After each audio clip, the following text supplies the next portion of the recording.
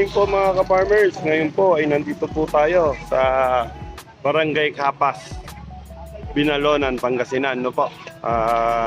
Mag-i-start po yung ating pong pinasagawang seminar meeting sa ating pong mga farmers na nandito po ngayon sa harapan po ng Barangay Hall upang pong makapakinig ng ating pong Pulya Fertilizer kung paano ito gamitin at kung ano ang maitutulong ng ating Pulya Fertilizer na pangalan ay Growers Bet 1000 Plus Pulya Fertilizer para po makakatulong tayo sa kanilang magandang ani, masaganang ani at siguradong epektibo, garantisado at hindi po nakakalason. Ibig sabihin po, ito po yung Pulya Fertilizer na inilabas na po upang ang ating pong mga pagkain ay maging healthy, hindi po toxic.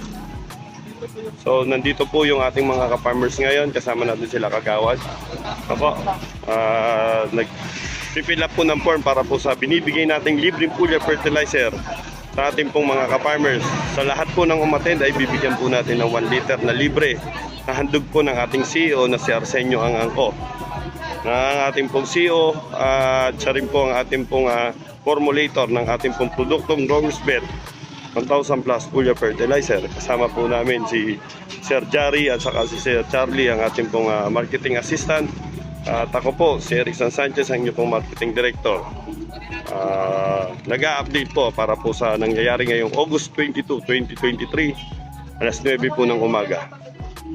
So sa lahat po ng mga ka-farmers natin dyan na gusto magpa-schedule sa lugar nyo, message nyo lang po ako o message nyo po ang aming grupo na Growers Bet 1000 Plus Pulya Fertilizer Group.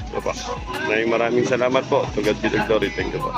Please follow our Facebook page and subscribe to our YouTube channel. Thank you.